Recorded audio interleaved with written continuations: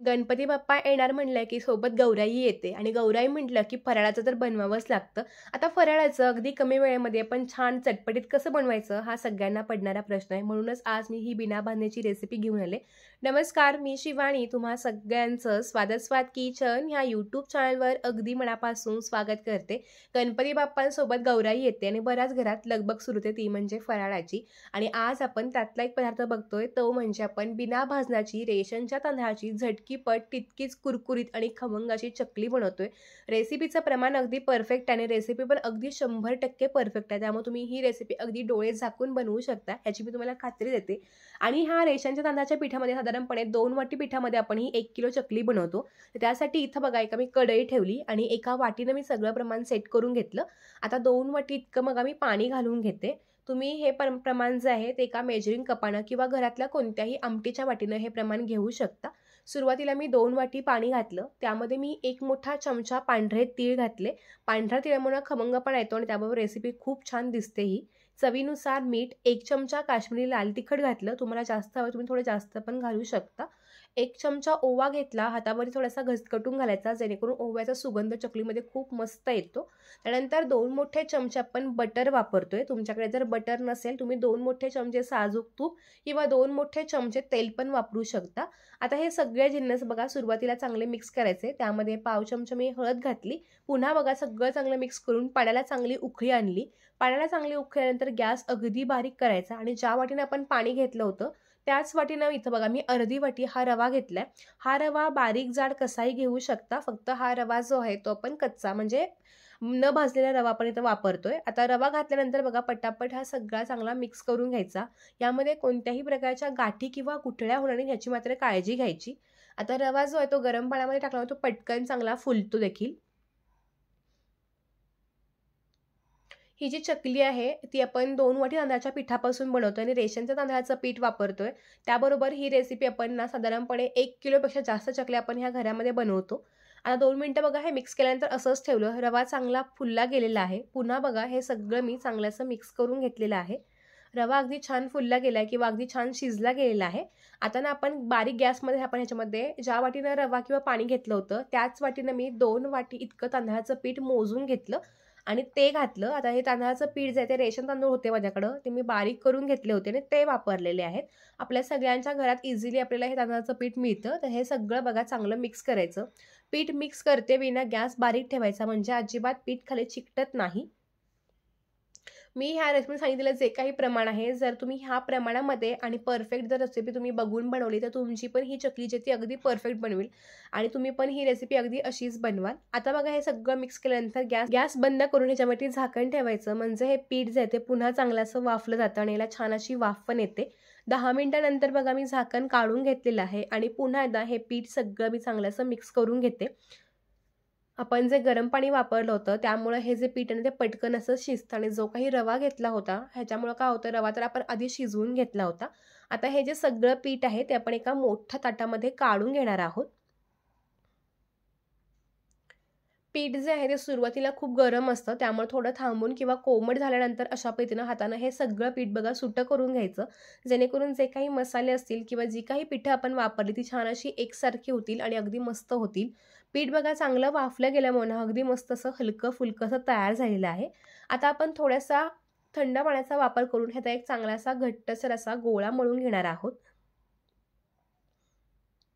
जेव्हा ह्याच्यामध्ये आपण पाणी वापरतो तेव्हा पाण्याचा वापर जपून करा, कारण खूप जास्त पाणी पडलं गेलं तर चकल्यांना म्हणावे असे काटे येत नाहीत.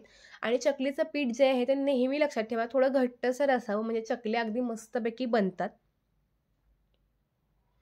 गौरी गणपतीच्या किंवा सणासुदीच्या वेळेत आपल्याला अजिबात कोणतीही पूर्वतयारी करायला वेळ नसतो, मात्र सगळे पदार्थ आपल्याला घरीच बनवायचे असतात. अशा वेळी ना हे रेशन तांदळापासून मस्तपैकी ही चकली बनवू शकतो. खात्रीनं सांगतो तुम्हाला, त्यामुळे नक्की बनवून बघा. ह्यातला गोळा मळून तयार झालेला की थोडासा गोळा काढून घ्यायचा, जेवढा आपल्याला लागणार आहे तेवढा, आणि त्याला थोडासा पाण्याचा हात लावून हा गोळा बघा अशा पद्धतीने चांगला मळून घ्यायचा. म्हणजे काय होतं, हे पीठ चांगलं मळल्यामुळं ना आपली चकली जेव्हा आपण चकली करत असतो त्यावेळी ती अजिबात तुटत नाही, ती एकसारखी छान अशी पडते. आणि त्याबरोबर ना ही चकली तेलामध्ये सुटतही नाही आणि अगदी मस्तपैकी आपल्या चकल्या पटापटा सोऱ्यामधून पडतात देखील. त्यामुळे ही कृती पण लक्षात ठेवा. गोळा मळून तयार झालाय. आता इथं बघा मी चकलीचा सोऱ्या घेतला आणि सोऱ्याला पण बघा मी आतून ना थोडंसं तेल लावून घेतलं, जेणेकरून अजिबात आतमध्ये पीठ चिकटणार नाही.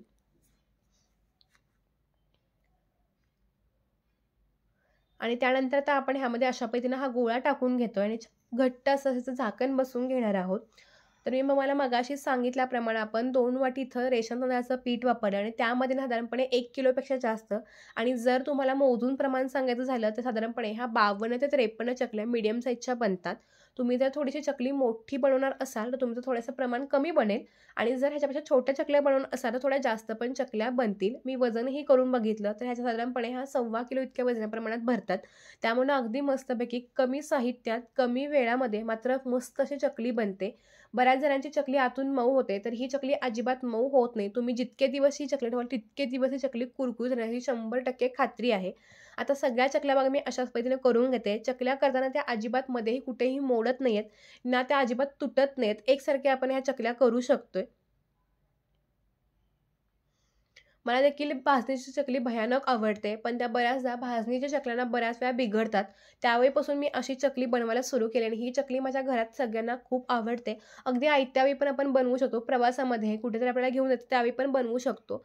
आणि सणासुदीच्या काळात तर आपल्याला अजिबात वेळ नसतो, त्यावेळी नक्कीच त्या चकल्या बनवू शकतो. सगळ्या चकल्या माझ्या बघा सोऱ्यातून काढून घेतल्यानंतर गॅसमध्ये बघा मी इथं एका कढईमध्ये तेल गरम करायला ठेवलं होतं. तेल चांगलं गरम करून घ्यायचं आणि त्यानंतर गॅस मध्यम करायचा, आणि जेव्हा आपण चकल्या तेलामध्ये सोडणार असतो त्यावेळी पुन्हा गॅस मोठा करायचा आणि त्यामध्ये चकल्या सोडायच्या.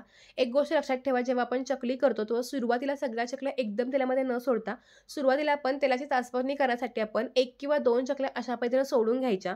2 मिनिटानंतर बघा आपण गॅस मोठा केल्यानंतर फेस कमी झाल्यानंतर गॅस मध्यम करायचा आणि चकल्या चांगल्या आलटून पालटून आपण छान अशा सोनेरी रंग येईपर्यंत ह्या चकल्या छान अशा तळून घेणार आहोत. म्हणजे या चकल्या आतपर्यंत मस्तपैकी अशा कुरकुरीत होतात, त्या अजिबात मऊ बनत नाहीत. आता ह्या चकल्या काढून घेते मी, आणखीन चकल्या सोडवते. त्यासाठी पुन्हा गॅस मोठा केला. आता बघा माझ्या परफेक्ट चकल्या बनतायत, त्यामुळे मी एका वेळी 5 ते 6 देखील चकल्या तेलामध्ये सोडू शकते. पण जर तुम्ही गडबडीनं पहिल्याच वेळी तुम्ही 5 ते 6 चकल्या सोडल्यात आणि जर तेल जर कडकडीत तापलं नसेल तर सगळ्या चकल्या ज्या आहेत तेलामध्ये सुटतात. त्यामुळे ही काळजी तुम्ही नक्की घ्या. आता फेस कमी झाल्यानंतर गॅस मध्यम करायचा आणि मग ह्या चकल्या पलटून घ्यायच्या, आणि म्हणजे मस्तपैकी चकल्या अशा हलक्या फुलक्या आणि आतपर्यंत कुरकुरीत बनतात. रंगही अगदी असा एकसारखा मस्त येतो, खायला पण त्या खूप छान लागतात. आणि ह्या चकलीमध्ये ना चुकण्यासारखं कोणतंही प्रमाण नाही आहे. प्रमाण तर साधं सोपंच आहे. फक्त आपण जे मसाले वापरतो ना त्याचं जर परफेक्ट प्रमाण किंवा परफेक्ट चव जर तुम्ही सांगितलं ना तर तुमची चकली अगदी मस्तच बनणार, याची मी तुम्हाला 100% खात्री देते. तर सगळ्या चकल्या माझ्या बघा तळून तयार झाल्या आहेत. अगदी मस्त अशा एकसारख्या काटेदार अशा चकल्या तयार झालेल्या आहेत. खमंग लागतात, खुसखुशीत लागतात, संपेपर्यंत कुरकुरीत राहणारी ही चकली आहे. त्यामुळे तुम्ही नक्की ही चकली करून बघा आणि तुम्हाला दिसत असेलच आपण 2 वाटी तांदळाचं पीठ वापरलं, मात्र ह्या चकल्या भरपूर अशा बनतात. त्यामुळं घरामध्ये ना आपण साधारणपणे 5 ते 6 दिवस आरामात ह्या सगळ्यांना देऊन अशा चकल्या खाऊ शकतो. तुम्हाला पण जर माझी आजची ही बिना भाजणीची रेशन तांदळाची चकली झटकीपट आवडली असेल तर व्हिडिओला लाईक करून व्हिडिओ कोणत्या गावातून पाहताय हे मला कमेंट करून सांगायला विसरू नका, जेणेकरून मला कळेल माझे व्हिडिओ कोणकोणत्या गावामध्ये किंवा कोणकोणत्या शहरामध्ये बघितले तर. तुम्ही बघू शकता चकली अजिबात तेलही पीत नाही, अगदी मस्त हलकी फुलकी अशी आपली जी चकली आहे ती तयार झाली आहे आणि अगदी मस्त अशी कुरकुरीत पण तयार होते. तर तुम्हाला माझी आजची ही रेशन तांदळाची चकली आवडली असेल अशी मी आशा व्यक्त करते, आणि तुम्ही देखील नक्की फराळामध्ये ही चकली बनवून बघा आणि केल्यानंतर ती कशी झाली हे मला कमेंट बॉक्समधून सांगायला विसरू नका, जेणेकरून मला कळेल की चकली तुमची कशी झाली. आणि जर काही शंका असतील तर त्या पण तुम्ही मला नक्की विचारू शकता.